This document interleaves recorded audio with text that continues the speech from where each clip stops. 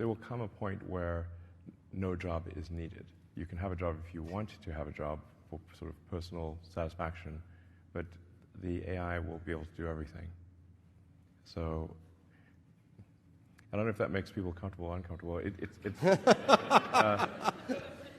That's why I say if you wish for a magic genie, that gives you any wishes you want, and there's no limit. You don't have those three wish limit nonsense. You just have as many wishes as you want. Would be a market for selling much longer term duration bonds, either many more 30s or going up to 50s or 100s. And the reason I ask is that was the implication, I think, of what you were saying.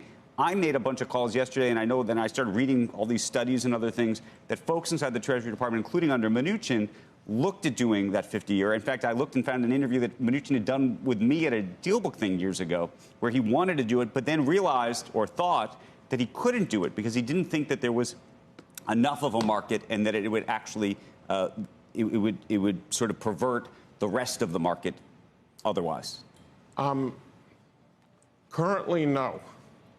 I think that market would be very challenged in the current environment. Don't forget, pre-COVID, we were spending 20%. The federal government was 20% of GDP in spending. Right. It's now 25% of GDP. As outlined in the Wall Street Journal editorial this morning, my father told me, if you're in the hole, stop digging, Stan. All right. So I was actually happy to see when the announcement, the support for Ukraine and Israel, $106 billion. And I was waiting to hear what the offset was going to be. Was it going to be entitlements? Where were the cuts going to be? And the next thing I knew, 2 days later, there was not only no offset, there was $56 trillion in emergency spending.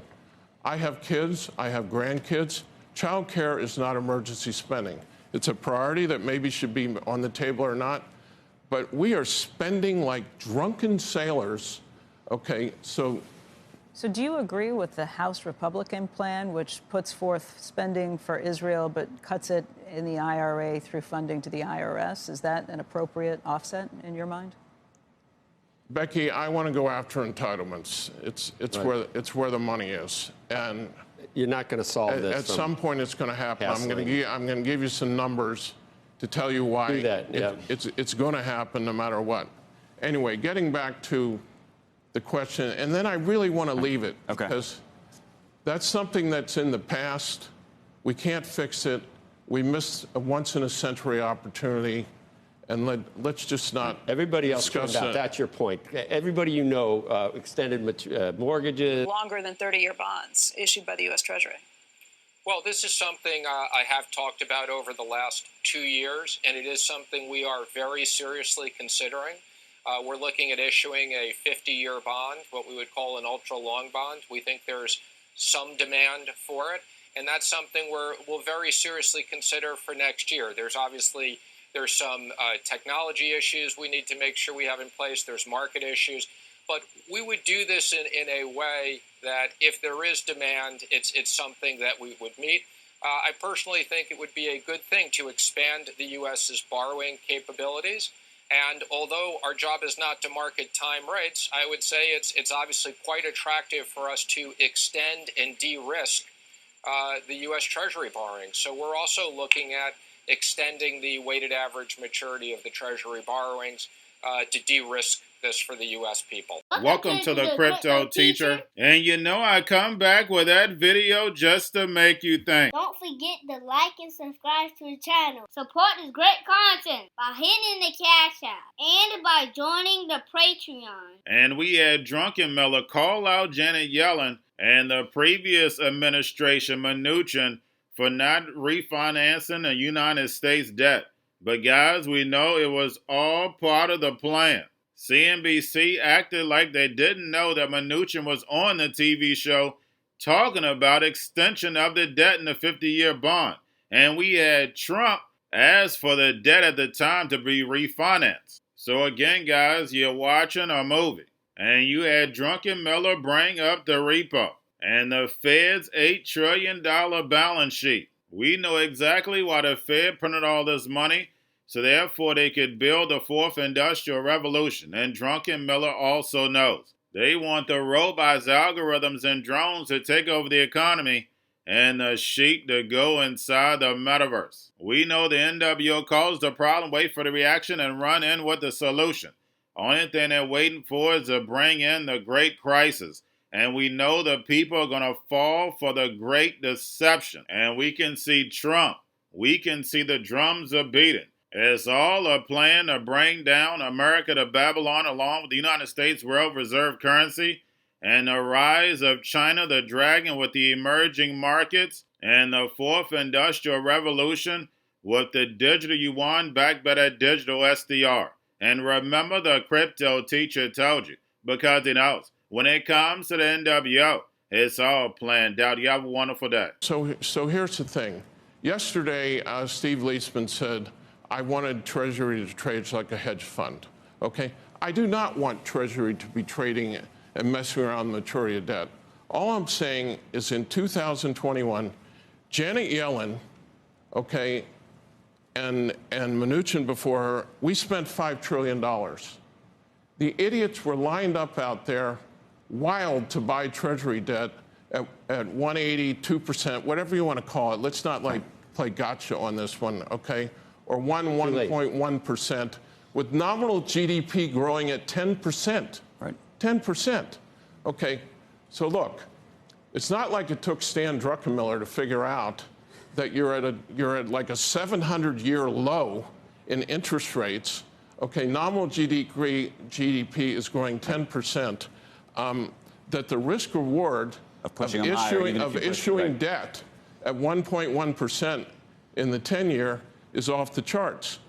How off the charts was that risk reward? 80% of American households, 80% refinanced their mortgage. They lengthened the average maturity of mortgage debt from 3.5 years to 8 years. As a consequence, it's going to take 5 years for that maturity to go up, to get back to like 4.5. So it's just huge in terms of what they saved. So I told my office, just for fun, let's run a hypothetical. Let's give Mnuchin a pass because, like Bernanke, he canceled all notes issues, by the way, in late 2020. All right? Obviously, by hindsight, if you were a hedge fund, but, you know, I got to be honest, none of us knew what was going to happen in 2020. So let's give him a pass for not issuing any notes and just issuing bills. And for the same reason, let's give Janet Yellen a pass for the first half of 2021. Let's start the meter in July of 21. And then let's do the following.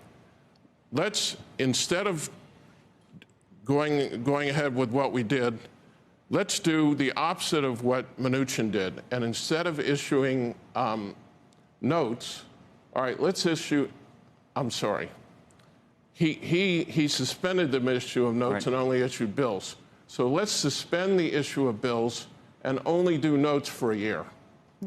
All right? We took every auction where the 10-year was. And this is squishy, and I'll get why it's squishy. How much would the government have saved per year if they had done that relative to if they had to pay 5%? Had to pay the rates we paid then and then 5% until now, the end of the 10 years. Andrew, you want to guess? I don't even want to try. $1.2 trillion, 120 billion a year. 120 billion a year. It's squishy because if we had sold 10 years, okay, maybe they go to 1, 2, 1, 3. Right. But you get the point. It was a missed opportunity. That's all I was saying. I don't want to talk about it anymore. Okay. I want to move forward. Under the Biden-Yellen administration, we've moved on now from Trump-Mnuchin to Biden-Yellen. They grow the federal deficit, the federal debt, $4.7 trillion, all right, while nominal GDP over that period, 3 years, grows 25%. It's like crazy. The economy's booming. We never had deficits of any kind of meaningful magnitude before Trump, and the spending is going on. So you increase the deficit, the debt, $4.7 trillion. By the way, the Fed is monetizing in a way. and it's happening with GDP growing, I'm sorry, nominal GDP growing at 25%. All right. Now we're going to get to what you're salivating over, Joe. I'm going to let you do it. You go in the sequence you want. They introed it like that. Go ahead. So at this point, in 2021, in the second half, Yes. all right, interest rates on the 10-year are like 1.1. On the 30-year, despite having been corrected in a tweet, and I was right to be corrected, it was not 70 basis points under the Biden administration. It was, let's use 1.1. That's a more reasonable estimate. By the way, the tweet that corrected me on the 30-year is incorrect. It was trading at 166 as a low that period, and it was under 1.8 plenty of the time. The tweet that said that Treasury has never managed the maturity of the debt is also historically incorrect. As most of you probably know, the Treasury Department suspended 30-year auctions in 2001 because term premium was high, the yield curve was steep, and they thought it was a useless use of money. So they were reinstated 5 years later. One more thing on this issue. In terms of the maturity of the debt, Treasury will have you believe, and the tweet used this, that the maturity of the debt is 72 months. That conveniently leaves out $8 trillion that is funded overnight in the repo market. That's the Fed balance sheet. Right. How much overnight? $8 trillion. That's the Fed balance sheet. We at Duquesne use the consolidated government debt because we're looking at what the taxpayer is on the hook for. Right. In fact, when the Fed was making profits, they remitted the money to Treasury. So why you would leave out, in terms of government debt, $8 trillion, under that, the maturity of the debt, which was 63 months pre-COVID, is now 57 months. So the statement by the Treasury Department and others that the maturity of the debt has increased since pre-COVID is absolutely incorrect. All right. Going to a different economy, and we're going to be learning more about that as we go. But clearly, we're learning that things can be done from remote locations. We're learning that technology can replace people even more than we thought. We're not going back to the same economy. We're recovering, but to a different economy, and it'll be one that is more leveraged to technology. And I worry that that is going to make it even more difficult than it was for many workers. In Silicon Valley, and my friends who work in technology know that what we did to the manufacturing workers, we are now going to do to the retail workers, the call center workers, the fast food workers, the truck drivers, and then even bookkeepers, accountants, insurance agents, lawyers, and on through the economy. So what happened to the manufacturing workers is a very clear sign. And so we'll import Chinese-based CBDC technology. So it's going to be CBDC in a box provided to you by the People's Bank of China. But every stock, every bond, every currency, every commodity, every piece of art, every private business, every piece of real estate will eventually be a token on a blockchain, an entry on a ledger, permanent and immutable. We will have truth instead of trust, and we will save over $7 trillion a year. 6 to 8% of global GDP is wasted by the friction of the trust industry that's necessary when you have dual entry accounting. With triple entry accounting, which is what a blockchain is, we get rid of all of that friction. It's a beautiful future. Like what you see in China and their social credit scoring systems, right? If we get identity wrong, it could be a tool to enslave humanity. And if we get it right, it could be a tool to liberate humanity. And as an American, I'm obviously rooting for the one that's on the side of freedom. Bitcoin is an international asset. And also, I do believe the role of crypto is, it's digitizing gold. I actually believe This technology is going to be very important. Look at it. We have been part of a huge revolution in investing through ETFs. We believe that ETFs will be changing the whole way we invest.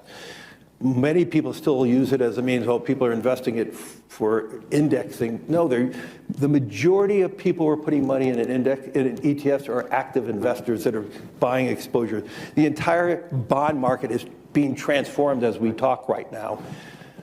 I believe the next generation for markets, the next generation for securities will be tokenization of securities. And if we could have that distributed ledger that we know every beneficial owner, every beneficial seller, we all have our code of who's buying, who's selling, instantaneous settlement. And think about it, it changes the whole ecosystem. Cryptoteacher and the New World Order book, plus the 3 Kids books. It's time to re-educate. Also, new to cryptos, Coinbase, Bitrue, Binance. Do not forget book links and crypto links are in the description. The stock channel, guys. Don't forget to go like, subscribe, spread everywhere. You have your Kobo, your chip stocks, your banking, your gaming. While everybody's sitting at home, get on stocks, the Seaver, the biotech stocks.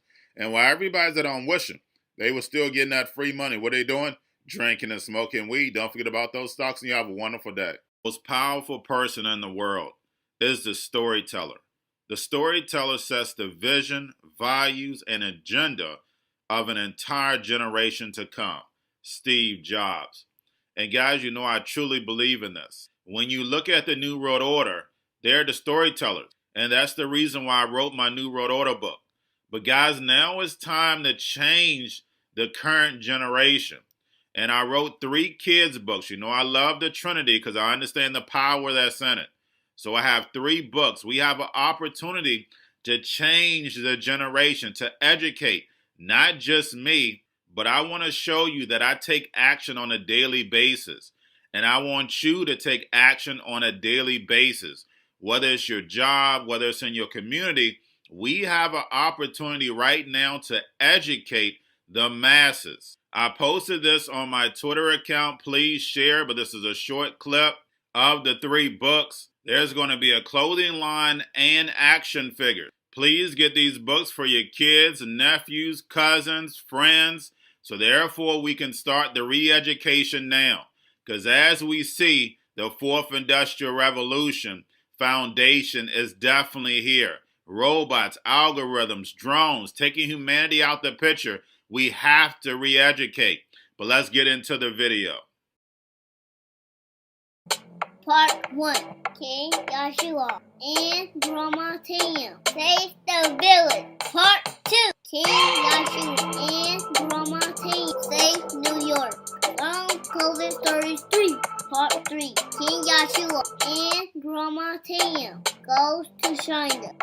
It's mandatory to get part 1, part 2, and part 3 of this series. It's time to re-educate Generation Z.